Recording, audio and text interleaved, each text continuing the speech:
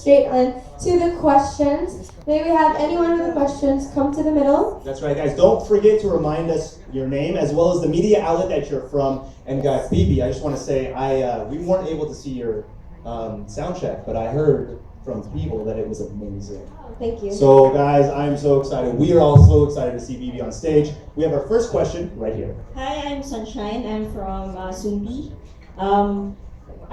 Our question is, who were your dance pop idols growing up, and how do you want to influence the dance pop idols that are coming after you?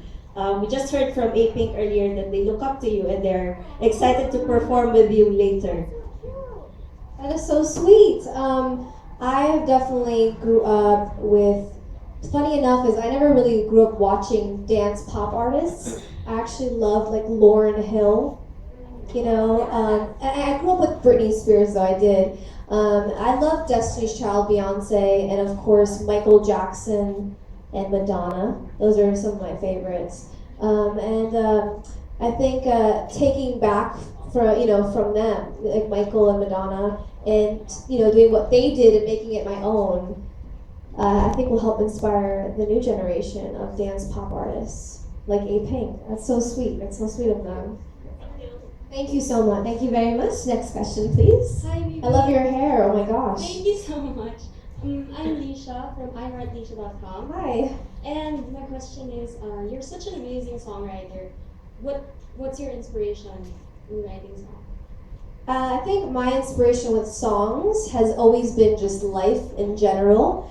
And the thing with me is a lot of times when I write with some artists or songwriters, it's always a formula. They're always trying to write a hit song. I never try to write a hit song. I always just try to write whatever I feel and write whatever inspires me.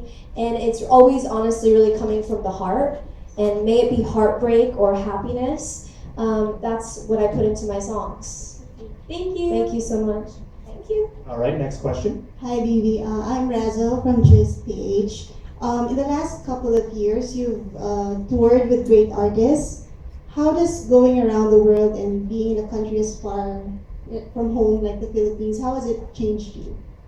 I think it's definitely making me, I don't know, I'm so lucky and blessed to be able to see the world. I never in a million years thought I'd be in the Philippines, because number one, I hate to fly. I'm like so scared of flying. I hate getting on planes. And I think, being able to jump on a plane and come 20 hours, all the way to Manila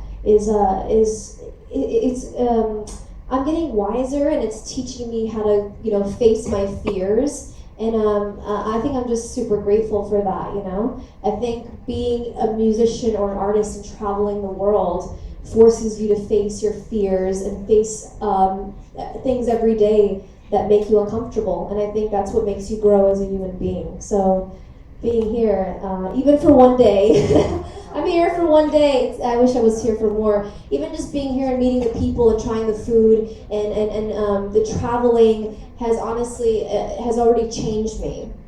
So I'm just blessed because of that. Thank you. You should definitely come back then. I know. I want to go to the pool. Yeah, go to the beaches. Check out the beaches. Tell MTV. I said MTV. I want to go to the pool. It's not fair. You know what, Bebe? We will tell them. All right, next question before Bebe goes to the pool. Hi, Bebe. This is Lainey from Hype Malaysia. How do you feel about being one of the rare few pop artists in the world who writes and performs her own songs? And on that note, what is your songwriting process like? I feel like there's a lot of songwriter artists who write their own music. I just feel like nobody knows of them yet. I remember I'm from New York City, but there's 5 parts of New York City, 5 boroughs, and my family grew up I was born in Brooklyn and grew up in Staten Island. So I used to sit in my parents' house and I used to write songs when I was a teenager for hours and hours. But I think there's a lot of undiscovered talent out there, and I think it's about bringing them to the light. And I think I'm just super blessed to be able to write and sing my songs and write for other people. And my songwriting process, I would have to say, is very just up in the air. There's no formula. I've written with Sia before, and Sia will go in a room and write songs in maybe 10 minutes. Sit by the piano and just write a song in 10 minutes. Now I've also written with some other artists, producer, writers who write songs for hours, and it's all about structure. You know, if this melody is fast, then this one must be slow, and then the next melody should be fast again. When I write my songs, it all comes down to just feeling, and it's different every time. Sometimes it's by the piano, sometimes it's by the guitar, sometimes it's to a beat that somebody has already made, like a DJ. So I think my songwriting process is kind of all over the place. Or maybe a lyric will inspire me. Thank you. Thank you. Hi, baby. I'm Jordan from Malay Mail. Hi. Who inspired you to become a songwriter, and who do you look to now for new ideas? To be completely honest, I never really wanted to be a songwriter. I think I just fell into it. I always wanted to be an artist, you know, ever since I was very young. And what I found out is that the control and the power of artistry and music lies in the songwriting process. Because there's a lot of artists who just look pretty and go to the gym and they work out and they dress cool and they dance really cool, but people don't know that the record labels are saying, here, take this song and sing it. Now you're going to be a pop star. And I learned that if I could learn how to write these songs, that I would have the power and I could be an art as true as my music as I could be. And I look up to a lot of artists. Pharrell writes a lot of his own music and writes for other artists. Timbaland, Sia, there's so many. That Mariah Carey, a lot of people don't know that Mariah Carey writes her own records. You know, so yeah. Thank you. Follow up to that question, like if there was someone else to write your music, who would you want to do that for? Who would you want to do that for you? If I had to let one person write my album, I'd probably let Kanye West do it. He's just here. Oh, is he really? Yeah, that's so cool. Yeah, I Thank you. love Kanye West. Hey Bibi, I have a question. You worked with different artists and across different genres, and now you're sort of going into your own solo career. What personally influences you as a solo artist? I kind of like life, heartbreak. Yeah, no broken hearts in the club. Yeah. I think I think that I'm learning how to take whatever I'm going through in my life, maybe happiness or a broken heart, and put it into music. And I'm learning that music is more than just hit records and making $1 million and being famous. It's about changing the world, and it's about making people know that they're not alone. And when I was younger, I looked for those records. So I hope to make songs that people, or you know, a kid anywhere in the world, in the Philippines or in Japan or in the United States, could listen to a song and feel like they're not alone. I'm not the only one. Bebe feels this way too. So I think that's what's become my purpose in life. That's really cool. Honestly, it's for everyone else, right? Very insightful, right? Quick follow-up. If you're Yeah. writing songs based on kind of where you are sometimes emotionally, is it always follow that a sad place leads to a sad song production, or that a happy place leads to a happy song, or does sometimes you need to write a happy song to get out of a sad place? I like to do this thing where, you know, it's funny because some other artists do it as well. I like to do this thing whereas, you know, if you hear no broken hearts in the club, no tears in the club, 'cause we gon' get it poppin' tonight. So if you hear this song, it's actually, when I wrote this song, it was actually from heartbreak. I was very sad. I was crying in the studio. The VMAs were playing in America, the Video Music Awards were playing in the background, and I was crying because I'd gotten my heart broken, and I didn't know how to get rid of the pain. So I heard a really happy beat in the studio. The producer was playing a beat, and I said, just press record on the computer. I'm gonna go and I'm gonna just freestyle. And that song actually came from a very sad place, and it sounds happy. You know, even like Sia Chandelier, I want to swing from the chandelier. Sia sounds happy, but it's actually, if you listen to the lyrics, it's about her addiction to alcohol and how she was really sad. So I think that, you know, the best songs are the ones that are kind of, they mix, you know, happy sound, sad lyrics, happy lyrics, sad sound, you know? Mix, dynamics, yeah. Dynamics. That's an awesome answer. Okay, next question. Thank you. Oh, thank you. Hello, hi. Shay here to Vibe Malaysia. Now we got the serious questions out of the way. Funny how you mentioned Kanye got his shoes on. Number two. Look at him showing off his Kanye Stop shoes. bragging. Easy. Okay, so quick round of questions. We got the serious questions out of the way. Justin Bieber or Selena Gomez? Oh, Justin Bieber or Selena Gomez? He's going either or. Oh, I have to choose. I'm gonna be very honest. When Justin Bieber first came out, I didn't really like him. I didn't like him. Because I grew up with like NSYNC and Justin Timberlake, and that's like my. But now with this last album, Justin Bieber killed it. What do you mean? Sorry. What's the one? And if you like the way you look right now, so Love you yourself. should Love open yourself. up yourself. Yeah. Love yourself. I have to say Justin Bieber. Cool. Nick or Joe? Jonas? Oh. What does that giggle mean?